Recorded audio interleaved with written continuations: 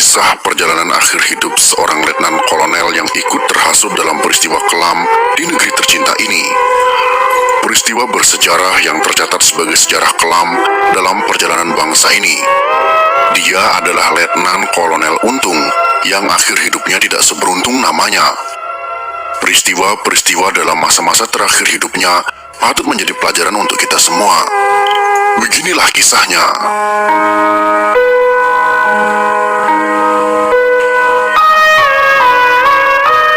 Sersan Mayor Bungkus masih ingat apa yang dialaminya pada tanggal 30 September tahun 1965.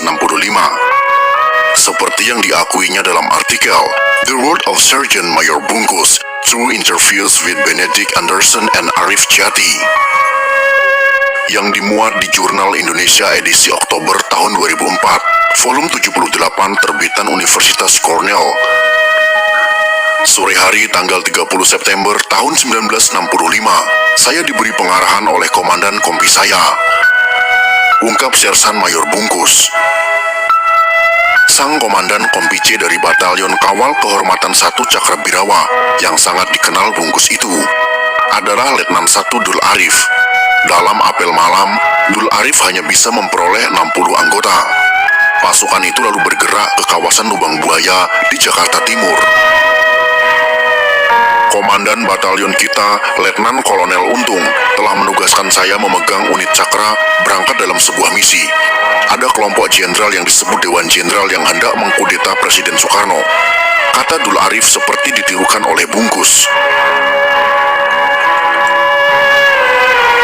Tugas Cakrabirawa tak lain adalah melindungi Presiden Soekarno. Dari ucapan Dul Arif itu, para pasukan tentu merasa bahwa para jenderal itu musuh besar mereka. Sehingga tak heran saat dalam penculikan yang dikenal sebagai peristiwa Gerakan 30 September tahun 1965 atau disingkat dengan G30S, pasukan Cakrabirawa tidak ragu menembak jenderal yang mereka bawa. Pada malam tanggal 30 September tahun 1965 itu, Letnan Kolonel Untung sang komandan batalion Kawal Kehormatan 1 Cakrabirawa ikut mengawal Presiden Soekarno di acara Musyawarah Nasional Ahli Teknik di Senayan. Presiden berada di Senayan hingga pukul 11 malam. Setelah itu, Untung berangkat ke Lubang Buaya, dekat pangkalan udara Halim Perdana Kesuma, untuk melihat pasukan.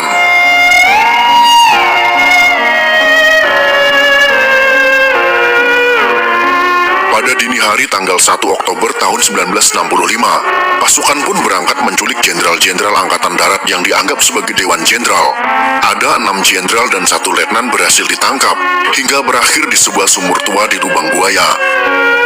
Paginya pada tanggal 1 Oktober tahun 1965, Letnan Kolonel Untung yang pendiam dan dianggap buta politik itu dalam siaran Radio Republik Indonesia RRI tersebut sebagai Ketua Dewan Revolusi, di mana anggota-anggota Dewan Revolusi itu adalah orang-orang terkemuka yang tak semuanya adalah komunis. Untung menjadi satu-satunya penanda tangan dokumen Dewan Revolusi itu. Aksinya tak hanya soal malam jahanam itu, karena sebelumnya Untung menorehkan sejarah soal dirinya.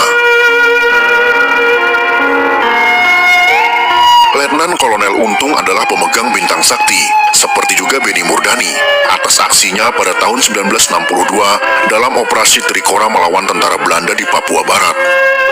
Intinya, Untung sempat punya nama baik sebelum tanggal 30 September tahun 1965.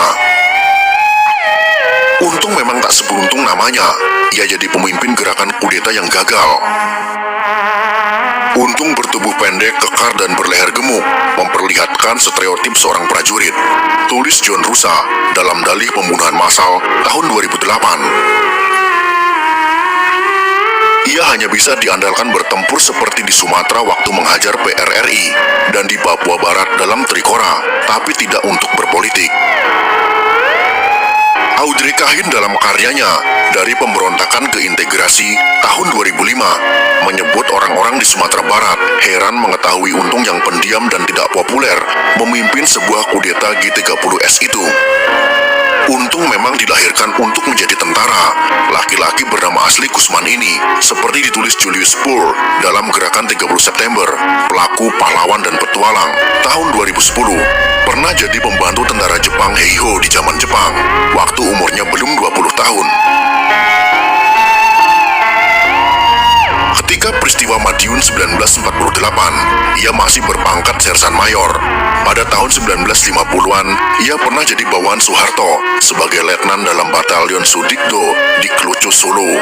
Pangkatnya naik bertahap sejalan jam tugasnya sebagai prajurit. Waktu penumbasan PRRI sekitar tahun 1958, pangkatnya masih letnan 1. Ia langsung naik jadi kapten usai tugas pulang dari Sumatera. Ia kemudian jadi mayor pada tahun 1962 dan jelang 1965 sudah berpangkat letnan kolonel.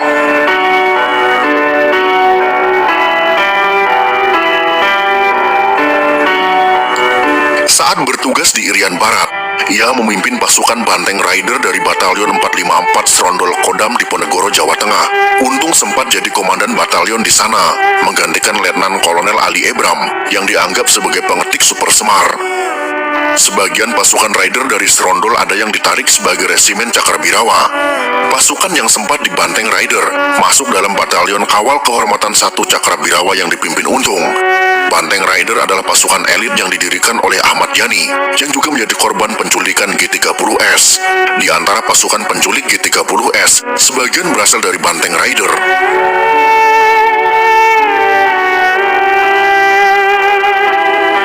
Bintang kehidupan Untung mulai suram sejak tanggal 1 Oktober 1965. Sebagai sosok yang sangar secara militer, Untung tergolong apes terkait peristiwa penangkapannya.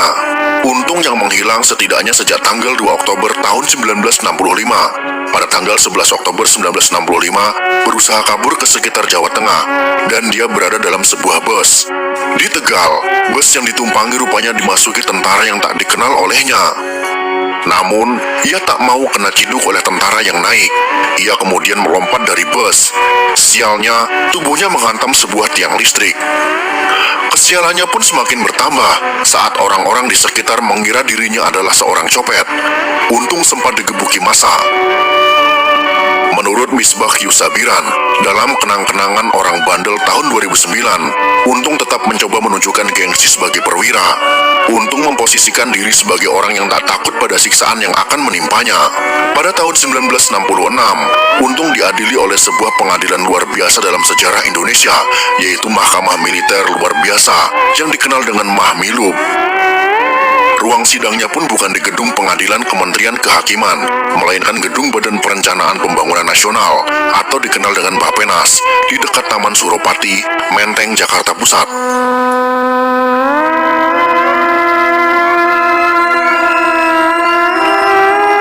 Dalam pengadilan Untung, Gumulyo Wreksoatmojo SH bertindak sebagai pembela. Sedangkan ketua Mahmilub yang mengadili Untung adalah Letnan Kolonel CHK Suyono Wirohatmojo. Sedangkan auditor yang menuntut perkara itu adalah Letnan Kolonel Iskandar SH, Mitsi Tendean, kakak dari Kapten Pirit Tendean hadir dalam persidangan. Berkas-berkas pengadilan dibukukan dan jadi sebuah karya yang berjudul Gerakan 30 September di hadapan Mahmilub, Perkara Untung, tahun 1966. Dalam laporan ini, pekerjaan Untung adalah Letnan Kolonel Infanteri Angkatan Darat, Komandan Batalion 1 Kawal Kehormatan Cakrabirawa, dan berdasar keputusan Presiden, garis miring Pangti Abri, garis miring Koti, garis miring nomor 171, garis miring Koti, garis miring 1965, per tanggal 4 Desember tahun 1965, diberhentikan tidak hormat dari pangkat dan jabatannya dalam dinas ketentaraan terhitung mulai tanggal 30 September tahun 1965.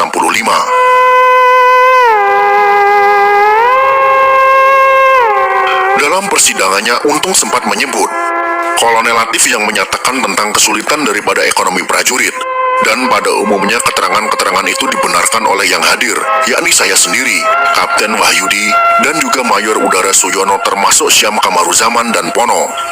Itu yang diingat Untung dalam rapat terkait G30S pada tanggal 19 Agustus tahun 1965. Semula menurut Subandrio dalam buku Kesaksianku tentang G30S tahun 2000, Untung yang sempat ditahan di instalasi rehabilitasi Cimahi punya keyakinan dia tak bakal dihukum mati. Ia yakin Soeharto bakal membebaskannya.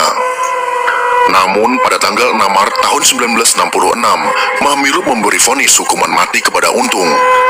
Esoknya dibuat surat keputusan dari Menteri Panglima Angkatan Darat Letnan Jenderal Soeharto menyetujui keputusan dan eksekusi mati terhadap Untung.